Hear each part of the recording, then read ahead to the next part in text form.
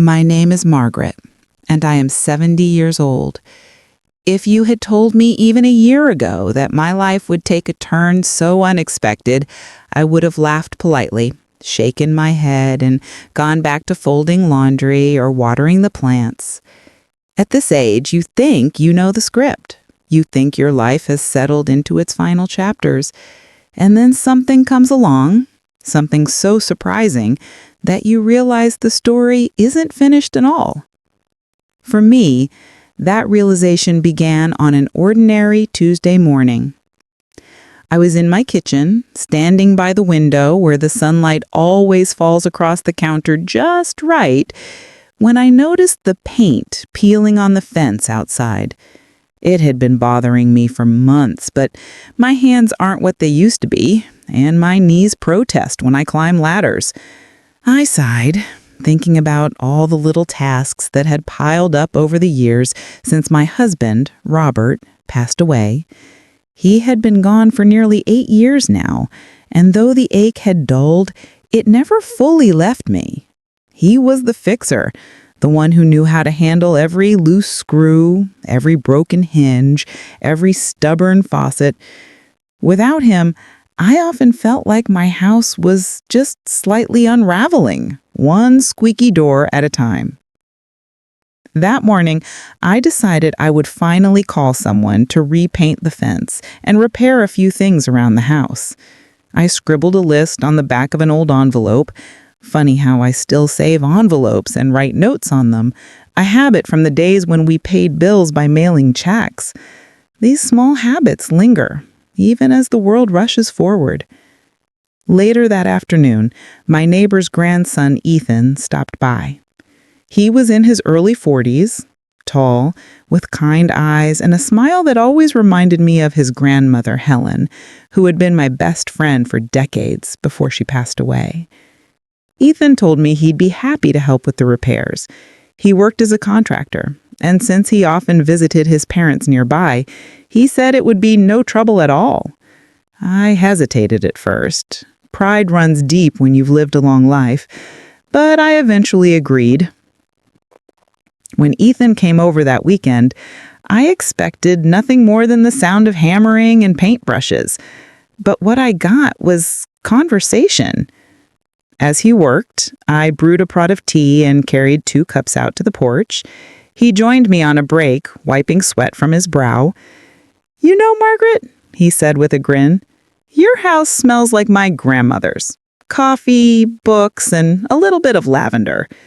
The comment made me laugh. "Well, I suppose some scents just belong to our generation," I replied. We began to talk. First about simple things like the weather and the repairs, but soon the conversation stretched into memories. I told him about the old block parties we used to have, how the neighbors would drag their radios onto porches and play Elvis or the Supremes while the kids ran through sprinklers. He shared how different his own neighborhood felt, how people hardly talk anymore and everyone stays indoors. We both shook our heads, nostalgic for the sense of community that seemed to have slipped away. A few days later, Ethan returned to finish the fence. And that's when I felt something stir inside me. Not love, not yet, but a warmth I hadn't felt in years. He asked me questions no one had asked me in a long time, about my favorite music, so I told him how Robert and I once danced to the Beatles' Something in the living room, laughing so hard we nearly tripped over the rug. About my health, I admitted that I sometimes skip my morning walks because my joints ache, though I know I shouldn't. He didn't dismiss my complaints. He listened, nodded, and even suggested some simple stretches his mother had found helpful. There was a kindness in him, a gentleness that reminded me of a time when people truly looked each other in the eye and cared about the answers. One evening, after he finished repairing the back steps, we sat inside looking through a box of old photographs I had been sorting. Faded black and white snapshots of my parents, postcards from vacations Robert and I had taken with the children, letters written in neat cursive from friends who had long since passed. Ethan leaned closer, studying each photo with real curiosity, asking questions about people he'd never met. It made me feel as though my memories mattered, that the threads of my past were still worth holding. But the most interesting thing happened a few days later. I had invited Ethan over again, this time not for repairs, but to help me carry a heavy trunk from the attic. It was filled with keepsakes, wedding invitations, baby clothes, even Robert's old army jacket. When we set it down in the living room, I felt tears prick my eyes. Ethan noticed, and without saying a word, he reached out and placed his hand gently over mine. That simple touch did something I didn't expect. It reminded me that I was still here, not just existing, not just surviving, but living. And living meant feeling, even when it was messy or complicated. As I looked at him, I wondered, could it be possible at 70 to discover something new? Something that might not erase the past, but instead build upon it? I didn't have the answers yet. All I knew was that the world which had felt so quiet and predictable had suddenly begun to hum again. After that night with the old trunk, something inside me shifted. It wasn't as though Ethan and I declared anything or even spoke about what was happening between us, but I could feel it, like a current beneath the surface. When you've lived 70 years, you learn to trust those quiet instincts. The following week, he stopped by again to check the fence and make sure the new paint was holding up. We ended up on the porch swing with glasses of iced tea, talking until the sky turned pink. It amazed me how easy it was to open up to him. I told him about my childhood summers, when the neighborhood kids played tag until the streetlights came on, and how my father used to whistle Frank Sinatra songs while he worked in the yard. He listened, smiling, then shared his own memories, riding bikes until the tires wore thin, sneaking records from his parents' collection, listening to the Rolling Stones on a beat-up turntable. We found ourselves laughing like old friends, though we were separated by nearly 3 decades of age. But the most interesting thing happened a few days later. I was sorting through more of Robert's belongings, things I had left untouched for years, and I came across a stack of letters he had written to me when he was overseas in the service. The paper was yellowed, the ink faded, but his voice leapt off the page as though no time had passed. I sat at the kitchen table, letter in hand, when Ethan came by unexpectedly. He knocked softly before letting himself in, and when he saw my tears, he didn't say anything first. He just pulled up a chair and sat beside me. I read one of the letters aloud. Robert's words were tender, filled with longing and hope for the future we eventually built together. When I finished, Ethan reached over and gently touched my arm. "He must have loved you deeply," he said. "He did," I whispered, my voice trembling, "and I loved him with everything I had." There was a silence between us, but it wasn't uncomfortable. It was the kind of silence that allows space for truth. Then Ethan said something that surprised me. "You know, Margaret, love like that doesn't vanish. It shapes who you are. And maybe it makes room for more love, even later in life." Those words stayed with me long after he left that evening. As the days turned into weeks, Ethan and I spent more and more time together.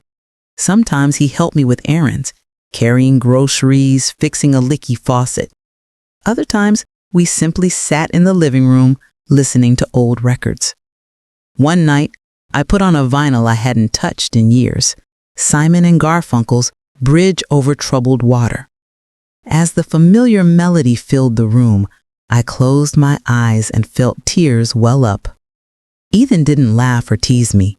Instead, he reached for my hand, holding it gently until the song ended. It had been so long since anyone had held my hand like that. Not out of obligation, not out of formality, but out of genuine care.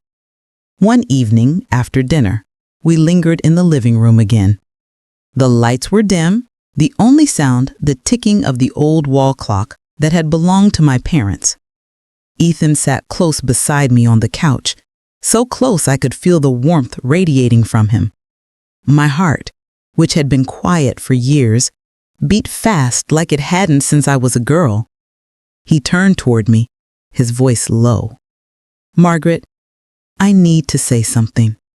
I don't want to overstep, but I can't keep it to myself anymore." I swallowed hard, unsure of what was coming. "You make me feel alive," he continued.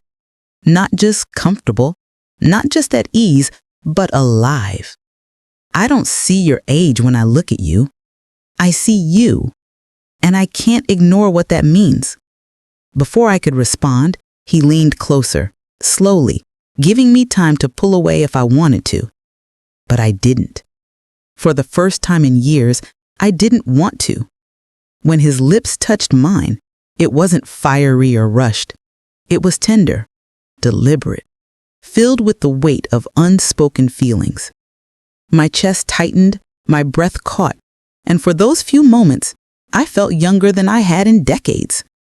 Not because I was pretending to be young, but because he reminded me that love has no expiration date.